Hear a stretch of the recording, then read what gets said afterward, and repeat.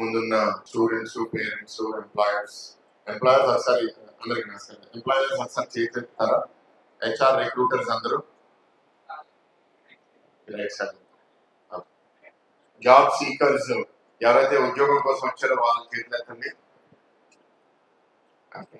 మా దగ్గర NASSCOM career fair organise చేయాలి అంటే గీతం యూనివర్సిటీలో మేము చేస్తా ఉన్నాము. 34,000 పీపుల్ రాష్ట్ర వ్యాప్తంగా రిజిస్టర్ అయ్యారు. ఎందుకంటే ఇది మోస్ట్లీ కొంత హైయర్ శాలరీ లెవెల్స్, అంటే మినిమం 3.5-4 lakhs per annum నుంచి 10-12 lakhs per annum దాకా కూడా ఆఫర్స్ ఇచ్చారు.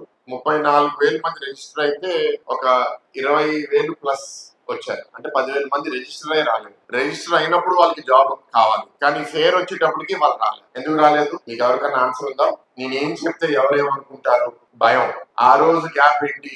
కమిట్మెంట్. అవసరం ఉంది ఉద్యోగం, కానీ అంత దూరం వెళ్ళాలా? ఒకవేళ వెళ్తే జాబ్ వస్తుందా? వాళ్ళు నన్ను రిజెక్ట్ చేస్తారేమో. మనలో మనే స్టోరీలు చెప్పుకోవడం. ఇవాళ చూస్తున్నాను ఇక్కడ, ఆ రోజు మాకు ఇంచుమించు ఒక 50-60 కంపెనీలు వచ్చినాయి. ఇక్కడ కూడా 50 కంపెనీలు వచ్చినాయి. అందుకే నేను కొంచెం ఆశ్చర్యపోయి కనబాబు గారిని అడిగాను, నిజంగా 50 కంపెనీలు వచ్చినాయా? మీరు అందరు చేతులు ఎత్తారు. అవన్నీ మెజర్ చేసుకుంటే వాళ్ళు ఒక్కొక్క కంపెనీలో మాకు ఎన్ని జాబ్స్ కావాలి అని టోటల్ నంబర్ లెక్కేసా. 3,000 ఓపెనింగ్స్ ఉన్నాయి. ఇవాళ ఇక్కడ జాబ్ ఫేర్కి వచ్చేది 3,000 మంది. నేను ఎప్పుడు ఇట్లాంటి జాబ్ ఫేర్కి రాలేదు. వచ్చే జనాభా is equal to number of jobs that are available. మామూలుగా ఏంటంటే మీరు మొన్న న్యూస్ లో చూశాను, రాజస్థాన్ లో 50,000 ప్యూన్ ఉద్యోగాల కోసం ఓపెనింగ్ పెడితే 25 లక్షలు. సో ఇక్కడ 3,000 ఉద్యోగాలు, 3,000 మంది వస్తున్నారంటే మన రాష్ట్రము, మన నగరం ఇంకా చాలా బాగుంది. గుడ్.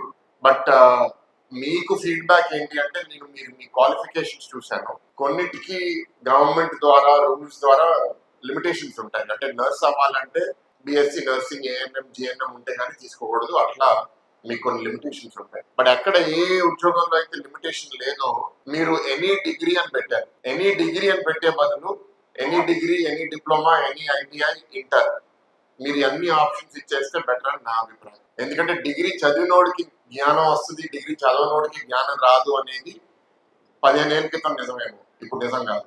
ఇప్పుడు చాలా మంది పిల్లలు బాధపడాలి, ఎందుకంటే మీరు డిగ్రీ చదివేస్తున్నారు, ఏం నేర్చుకోవట్లేదు. సో మీరు ఎంట్రీ క్వాలిఫికేషన్స్ హెచ్ఆర్ మెంబర్స్ మార్చాలని నేను కోరుతున్నాను. ఎందుకంటే that is not criteria today. ఇవాళ ఎవరికి యాటిట్యూడ్ ఉంది, ఎవరికి స్కిల్ ఉంది, వాళ్ళు డెవలప్ అవుతారు. So that's point 1. పిల్లలందరికీ చెప్పేది ఏంటంటే, మీరు ఇక్కడ ఎన్ని కంపెనీస్ వస్తే అన్ని కంపెనీస్ దగ్గరికి మీరు ఏ రోల్లో మీకు ఇంట్రెస్ట్ ఉందో మీరు అటెండ్ అవ్వండి, ఇంటర్వ్యూ ఫేస్ అవ్వండి. మీకు అందరికీ రావు, ఇట్స్ ఓకే. జీవితంలో rejection, failure, it's part of life. అలవాటు చేసుకోండి. నేను అడిగిన ఫస్ట్ వాడికి నాకు ఉద్యోగం వచ్చేయాలి, నాకు ఇవ్వకపోతే నీకు మళ్ళీ రాను అనే యాటిట్యూడ్ పెట్టుకోమాకండి. ఒక మీరు 50 కంపెనీల దగ్గరికి వెళ్ళి 50వ కంపెనీలో వచ్చినా తప్పలేదు, 49 రిజెక్ట్ చేసినా తప్పలేదు. కానీ ఎవరైతే మిమ్మల్ని రిజెక్ట్ చేస్తారో మీరు వాళ్ళని అడగండి, నాలో ఏ లోపం ఉంది, నేను ఎట్లా డెవలప్ అవ్వాలి. అది మీ హెచ్ఆర్ వాళ్ళు కూడా కోరుతున్నాను. ఎవరైతే మీరు ఇంటర్వ్యూ స్టేజ్ కి తీసుకెళ్తారో, ఆ ఇంటర్వ్యూ స్టేజ్ లో మీరు మాట్లాడిన తర్వాత వాళ్ళల్లో ఈ గ్యాప్ కనపడితే, మీరు వర్బల్ గా చెప్పగలిగితే వర్బల్ గా ఇవ్వండి, లేకపోతే వర్బల్ గా చెప్తే అది ఆర్గ్యుమెంట్ అవుతుందని అనిపిస్తే రిటర్న్ ఫీడ్బ్యాక్ రాసి ఇవ్వండి. పిల్లలకి లెట్ దెమ్ నో వాళ్ళలో ఏ గ్యాప్స్ ఉన్నాయి.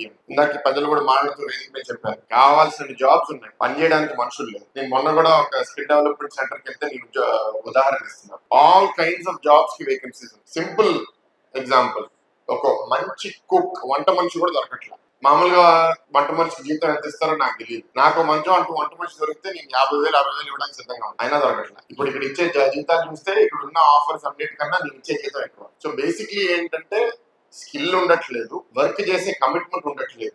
అందరూ యూత్ అంతా లేజీ అయిపోతున్నారు. నా ఆఫీస్ బహుశా అక్కడ ప్రతి ప్రజాప్రతినిధి ఆఫీస్ లో కూడా చాలా మంది వచ్చి నాకు జాబ్ కావాలంటారు. నేను ఒకవేళ ఇదిగో స్కిల్ డెవలప్మెంట్ సెంటర్ ఉంది, వాళ్ళు మీకు ఒక 3 month ప్రోగ్రామ్ పెడతారు, ఇది చేయండి, దాని తర్వాత వస్తుందంటే 10 మందిలో 7-8 మంది బయటికి వెళ్ళి నన్ను తిట్టుకుని వెళ్ళిపోతారు. స్కిల్ డెవలప్మెంట్ చేయాలని మాకు తెలుసు, మీ దగ్గరికి వచ్చింది అది తెలుసుకోవడానికి కాదు, మాకు జాబ్ కోసం వచ్చామంటారు. There are no short cuts. నాకైతే మొహమాటం లేదు, నేను వచ్చిన వాళ్ళకి అందరికి అదే చెప్తున్నా. మేము గుర్రాన్ని చెరువు దాకా తీసుకెళ్ళగలుగుతాం, అది నీరు దాకుతుందా లేదా అనేది గుర్రం బట్టి. ఇక్కడ యువత అందరికి కూడా చెప్తున్నా, మీ లైఫ్ లో మీకంటూ ఒక అంబిషన్, ఏదో సాధించాలి, ఏదో వెళ్ళాలని లేకపోతే మీకోసం ఏమీ చేయలేం. మీకు ఆ తపన ఉండాలి, అనేక విషయాల వల్ల మీరు ఇబ్బంది పడ్డారు, అది నేను ఒప్పుకుంటాను. స్కూలింగ్ సిస్టమ్ లో లోపాలు ఉన్నాయి, డిగ్రీ కాలేజీల్లో ఇంజనీరింగ్ కాలేజీల్లో లోపాలు ఉన్నాయి, కరెక్టే. అది సరిదిద్దడానికి గవర్నమెంట్ కి చాలా ఇబ్బందులు ఉన్నాయి, అది మెల్లమెల్లగా చేస్తాం. కానీ ఇప్పుడు మీరు బయటకు వచ్చారు, మీ అందరికి స్మార్ట్ ఫోన్స్ వచ్చినాయి, మీకు కావాల్సినంత ఇన్ఫర్మేషన్ అంతా దీంట్లో ఉంది. మీలో ఎంతమంది ఇన్స్టాగ్రామ్ రీల్స్, యూట్యూబ్ షార్ట్స్ ఇవన్నీ చూస్తారు చేతులెత్తండి. పిల్లలు నిజం చెప్పండి, మెజారిటీ చూస్తున్నారు కదా, దాంట్లో రకరకాల ఇన్స్పిరేషన్ ఐడియాస్ అన్ని ఆ రూపంలో కూడా వస్తున్నాయి మీకు. దాని నుంచి కూడా మీరు ఇన్స్పిరేషన్ తీసుకోండి.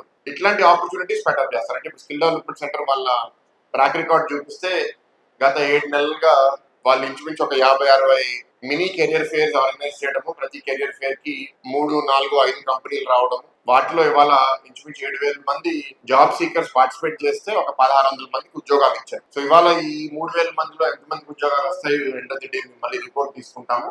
But we wish the career fair all the best.